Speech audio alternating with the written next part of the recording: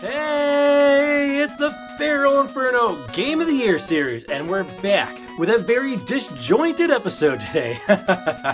We're taking a look at 1991 and 1989, so a little bit disjointed. You'll see why in an upcoming episode why we had to do it this way, but there is a plan. There is a master plan for this Game of the Year series as we go along. Let's get right into our very first year. 1991. Wow, 1991, right? We saw the birth of the Super Nintendo. We talked about this in the Super Nintendo episode. You know, I didn't have the Super Nintendo right away. I wish I did. But there were still a lot of great games on the NES to be played in 1991. It was a huge library of games, right? We had never seen anything like the Nintendo Entertainment System. And we're talking about our first NES game today. And this was a very important game. And we have to actually lead up a little bit from 1990 going into 1991 to tell our story here. This wasn't a game that I initially owned. Neither did my friend who owned it. So how did that happen? So, Christmas, 1990. Mario craze is all over the place, right? You know, Super Mario's everywhere. Well, my friend Kelly, he got a game for Christmas. Dr. Mario. Now, we all love Dr. Mario these days, right? But back then in 1990, 91, you know, with the kids anyways, we weren't that big into the puzzle games, really, right? That was really more for the bigger kids and the adults. We were into the action, the adventure. We needed to go where that was, right? We needed something to really just wow us, knock us off our feet, and we did not like Dr. Mario. Like I said, I love Dr. Mario now, so hey, no hate. But he didn't like Dr. Mario. And back then, piracy in the US wasn't a big thing for video games. So he opened it up, we tried it, like, yeah, it's Mario, but it's not Mario.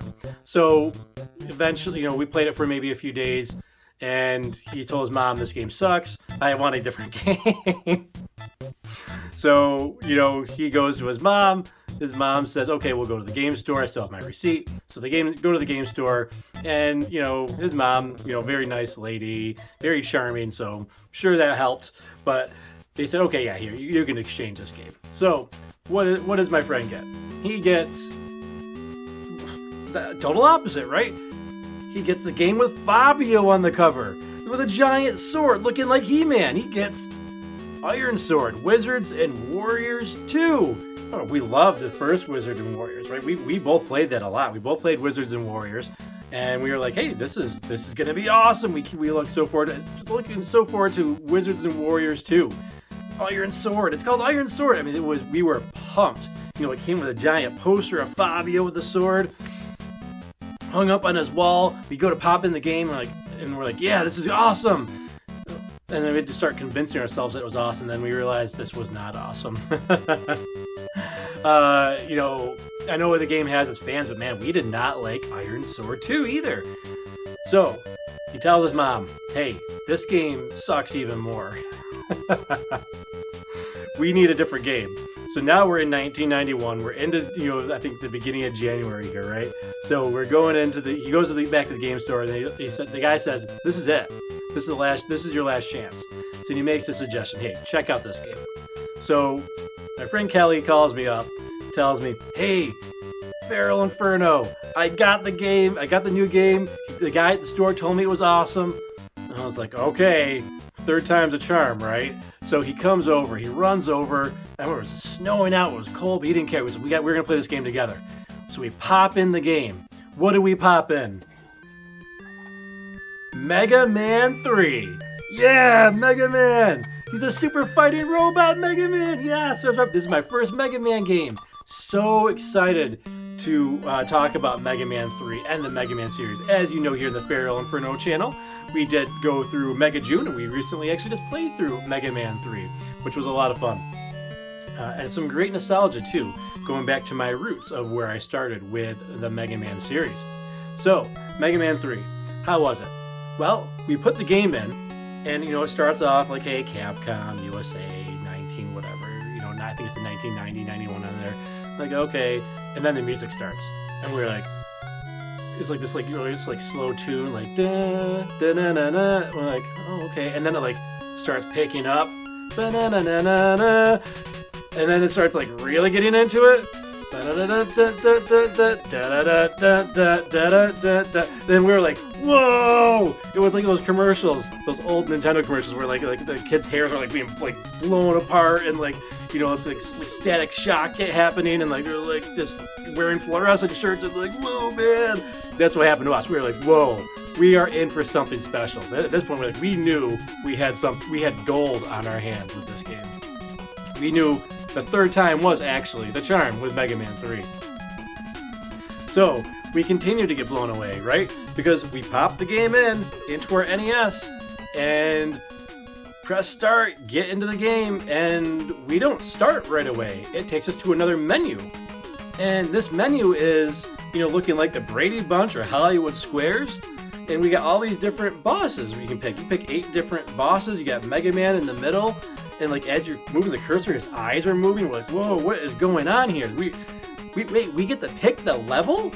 Wait, this isn't level 1, 2, 3, and so on? No, you pick your path in Mega Man. Now, is there usually a best path to take? Yes, there usually is a best path to take. But it had so much replay value. And back then, we didn't know what path to take in Mega Man 3.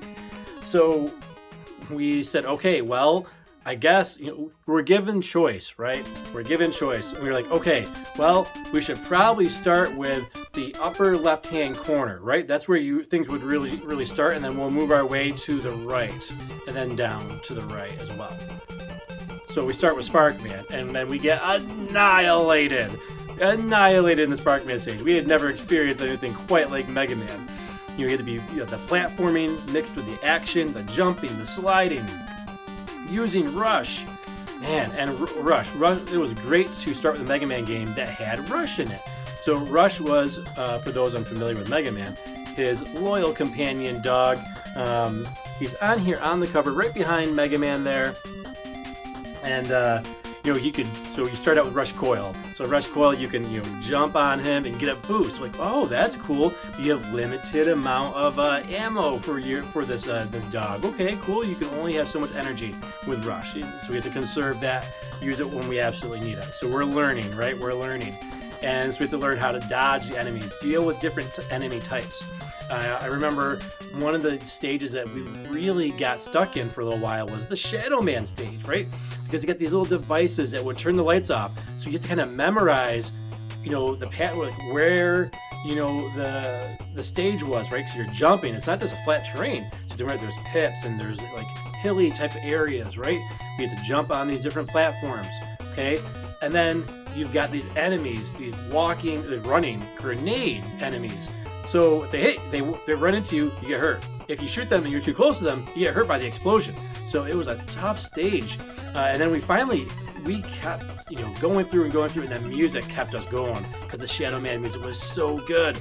So we're going through the Shadow Man stage. We finally, eventually, someday, get to Shadow Man. We get to Shadow Man, total annihilation because we didn't know what his weakness was, right? Now we know it's top spin, but we didn't know Shadow Man's weakness back then. And man, Shadow Man is tough with just a Mega Buster. We did beat him.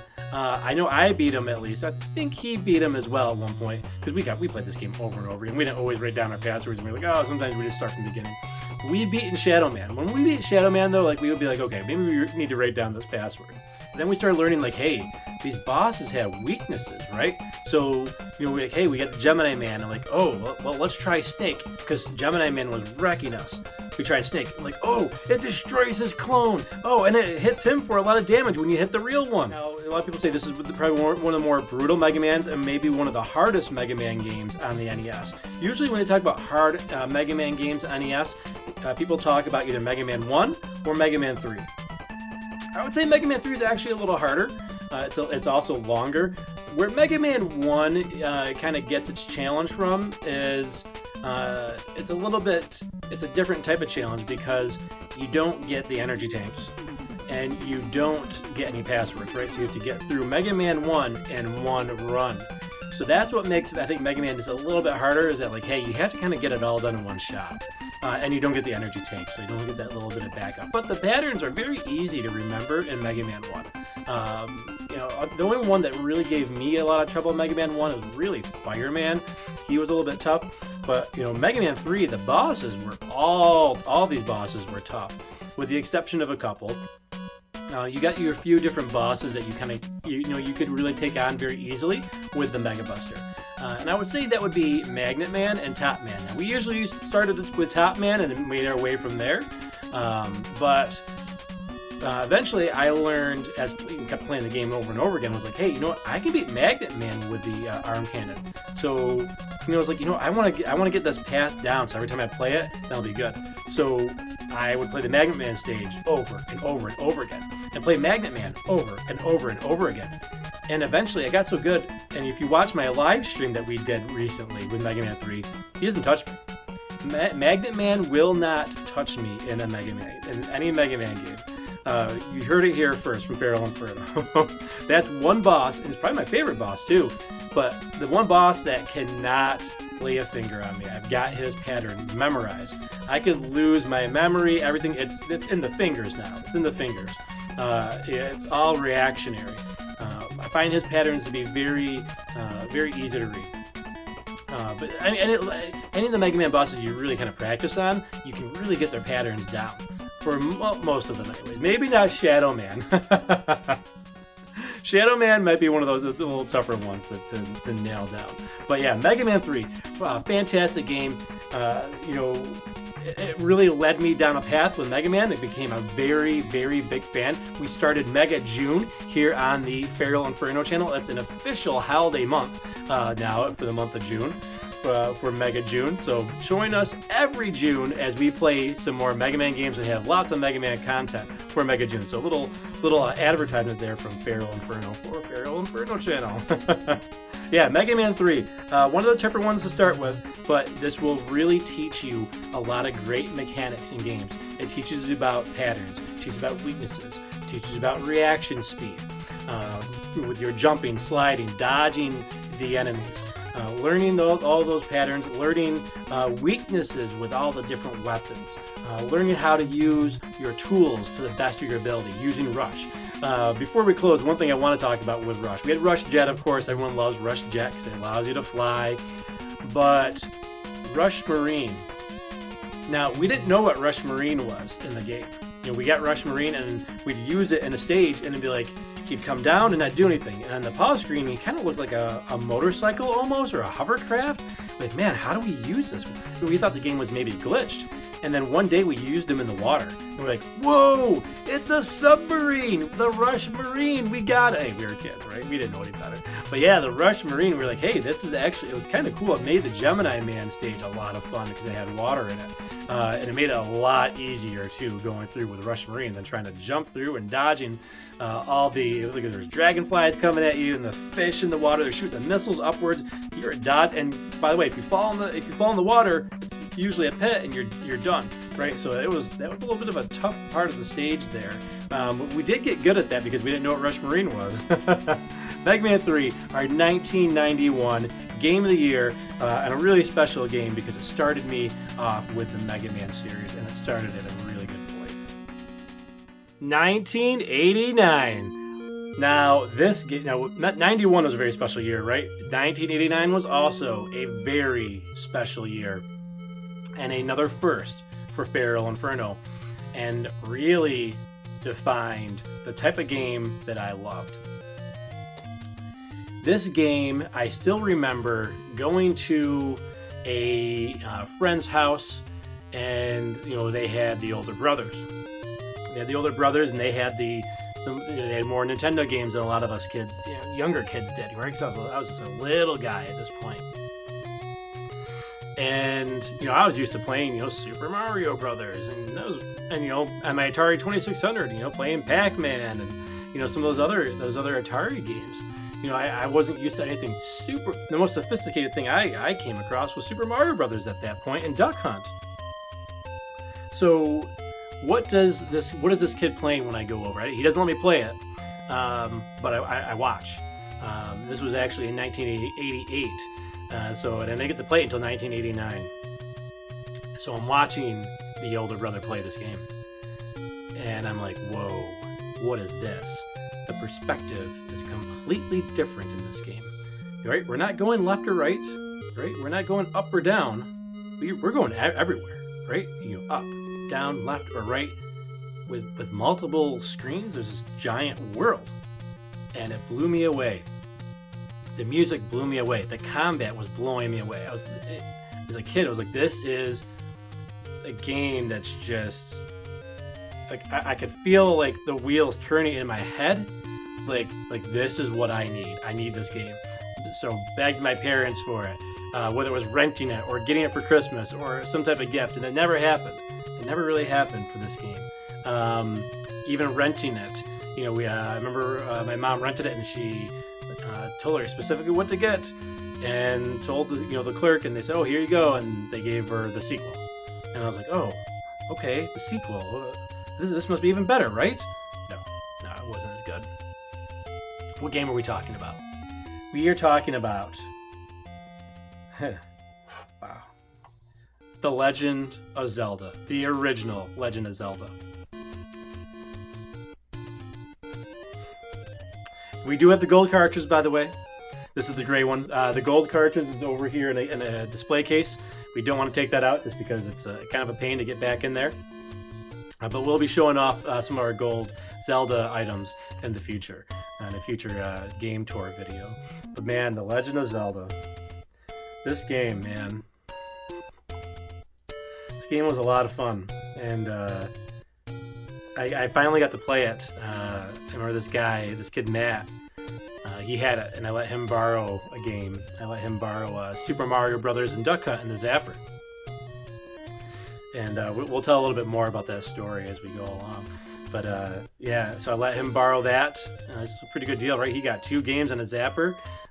This is going back to 2nd grade. And I got to borrow The Legend of Zelda. So psyched.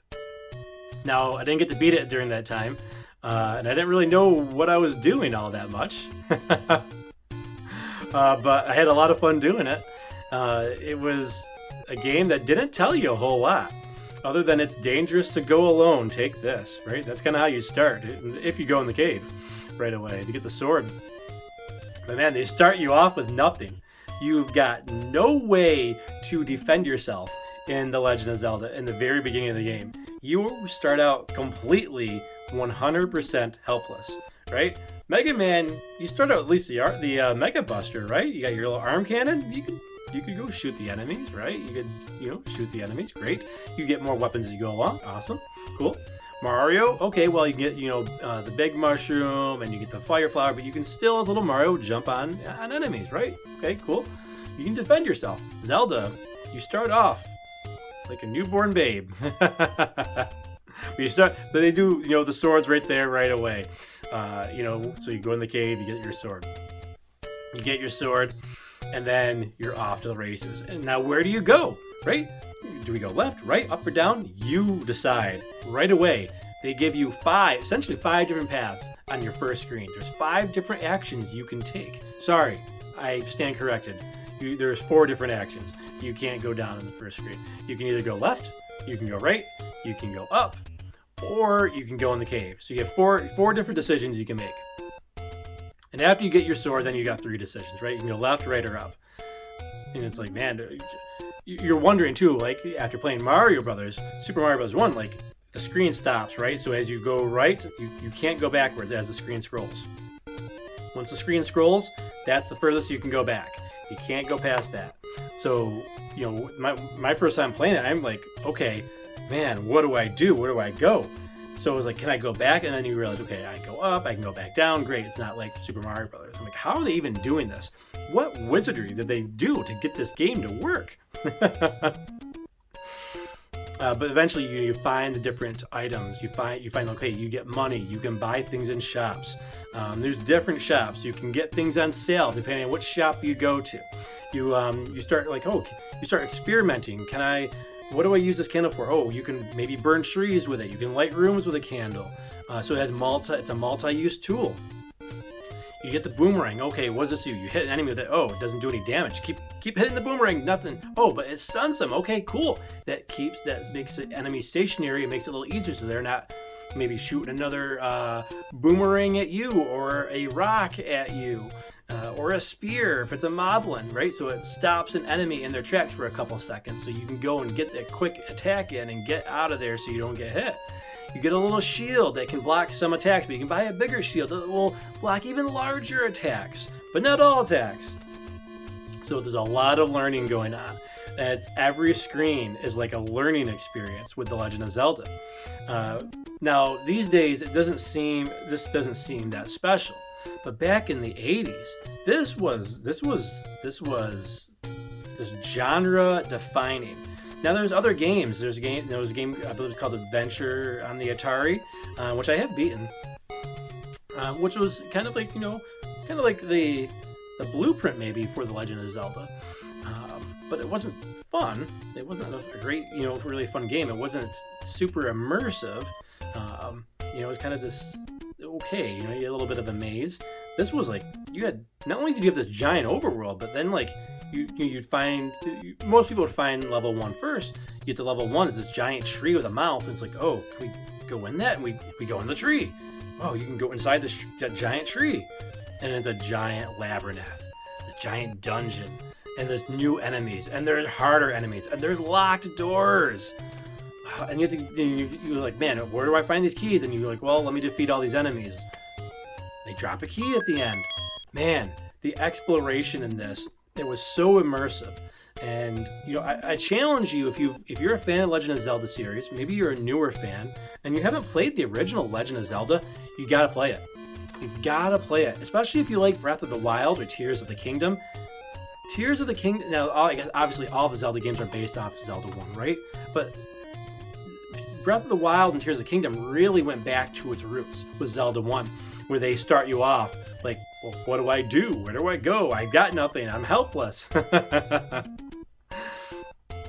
This is, that's what Nintendo said. Like, hey, we need to go back to the basics here with Zelda. It got very formulaic for a while, very linear, right? So before Breath of the Wild, it was Skyward Sword, and Skyward Sword was extremely linear and not a lot of exploration. Like, it was, other than Link wearing green and having a sword and bombs and bow and arrow and all that, it was barely it's starting to become barely Zelda. Then Breath of the Wild comes along and says, hey, we're gonna make this like the original. And one of the cool things about Breath of the Wild was the prototype for it, the original prototype, was made with the 8-bit graphics. So they made a giant Breath of the Wild using the 8-bit graphics here. From the original Legend of Zelda. It essentially looked like, they had created a Zelda Maker, and we were waiting to see, like, hey, are they like Super Mario Maker? Are we going to have a Zelda Maker? It never happened. Still, one of the games I look forward to almost every, June when they have the big announcements from Nintendo. But maybe sometime we'll get a Zelda Maker. I think Zelda's big enough where it deserves a game like that, just like Mario. As you go through these labyrinths, right, and you get to you make your way through these mazes. The first one's not too bad. But there's traps and there's hidden passages. Like, oh, there's this diamond-shaped thing of blocks and there's a staircase in the middle. How do you get there? Oh, maybe we can push on the blocks. Oh, it opens a path. Only one of them, but you can open up a path. And like, oh, there's a new item, a bow. You get the bow. Now, I will say that what's kind of silly in Legend of Zelda is that you get the bow, but no arrows. You have to buy the arrows separately. That part I didn't like about the Legend of Zelda. One of the very few things I didn't like about the original Legend of Zelda was like, hey, you have to go buy arrows. You have to buy just the right, almost you have to buy the right to use arrows. So you buy a single arrow, and then your rupees are the ammo at points. So it costs you money to use arrows in the Legend of Zelda. But you could technically get up to 255 arrows, which was really nice. So if you collected that much rupees, because that was your limit. And you get to so you get these items, and then you get to the boss, and you're used to all the enemies being the same size as Link, but you get to the boss, and it's like, wow, this guy's like 4 or 6 times the size of me. What do I do? And you're hearing it. Not even before you get there, they're like it's almost like a horror movie in a way, because it's like you get to like the screen before the boss, the room before the boss, and you hear this like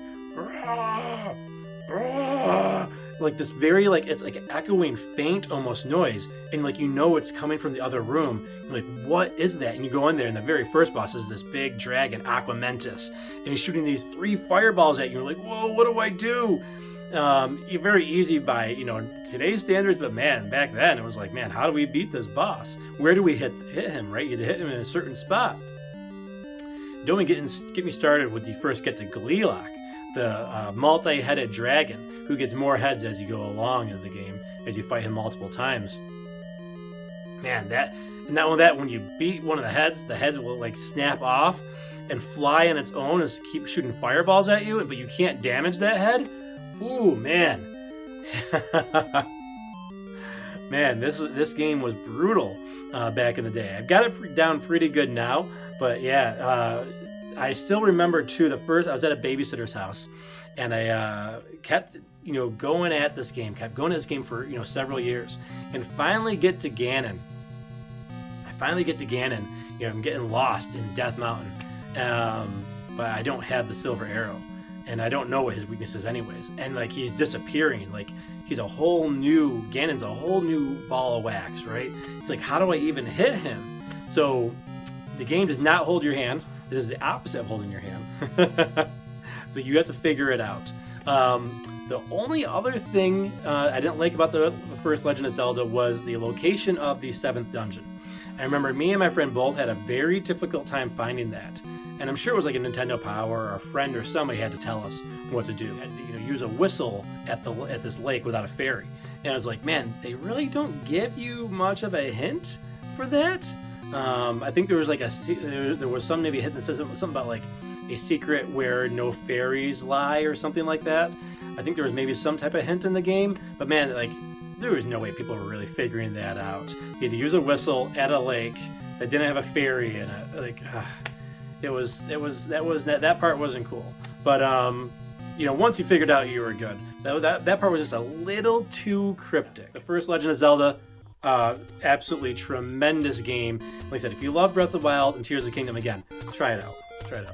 It's a lot of fun, and if you like getting lost and exploring, this is like, hey, Breath of the Wild 0. So yeah, those were our games of the year for 1989, The Legend of Zelda, and 1991, Mega Man 3. Now, it's Link versus Mega Man, as we do in the Game of the Year series. If these games were played and came out in the same year that we played them, who would win? We've got Mega Man versus Link. Man, it's quite the battle, right? Two gaming giants here. We go, is it Team Green or is it Team Blue? Tough decision, right? It's hard. It's like picking two kids. Two of my children here. I love them both. God, can we just pick them both? We can't. That's not how it works here in the FeralInferno channel. So which one wins? Well, pretty obvious decision, right? It's got to go with what this changed the gaming landscape. The Legend of Zelda, of course. So we just talked about it, so we're not going to talk about it too much here in our closing here. But yeah, The Legend of Zelda, absolutely wonderful experience. I own this game several times over with the gray cartridge, the gold cartridge. It's on multiple systems. Let's see here. I got it available for the GameCube on the Special Edition. I've got it available on the Wii Virtual Console, the Wii U Virtual Console, the 3DS Virtual Console, the Game Boy Advance Famicom Disk System version, so I wanted the Japanese version as well. So I got that because the Japanese version is a little bit different. And I didn't need to read anything in there because I knew where everything was. And I got the special Game & Watch. It's on the Switch. So we own this game multiple times over. So in case something ever happens, I've got some way to play this game. One cool memory of this game that I didn't share in our Game of the Year section was I never beat the second quest back in the day. And several years ago, I was doing a meetup for a while in a gaming group that I was managing, and was the the main organizer for. And it's kind of the precursor to the YouTube channel. And I said, let's have themed months. We did a Mario month, a Sonic month, a Zelda month. And I said, hey, it's almost like a book club. Everybody's got to play a game for that month. And any game from that series, and we'll talk about it. And I wanted to do something that I hadn't done before. So I played the second quest during that month. And it was absolutely a fantastic experience, especially coming off of Breath of the Wild and really starting to more appreciate just not knowing what to do, knowing where to go in an old classic nonetheless. It was like playing it's almost like playing a fan, version, a fan, homebrew of The Legend of Zelda, because everything was just in different locations, and some of the enemies were tougher or had maybe slightly different weaknesses. The items were in different locations. So going around and burning every bush, pushing against every rock, trying to find where all the levels are, because all the levels were in different spots as well. So yeah, Zelda 1, lots of replay value. I mean, if you know what you're doing, you can probably beat it, in maybe 5 to 6 hours. But if you don't know what you're doing, it's going to take you quite a while. It'll probably take you a good 10 to 20 hours. A lot of value for an NES game from back in the day to get that much time out of a game.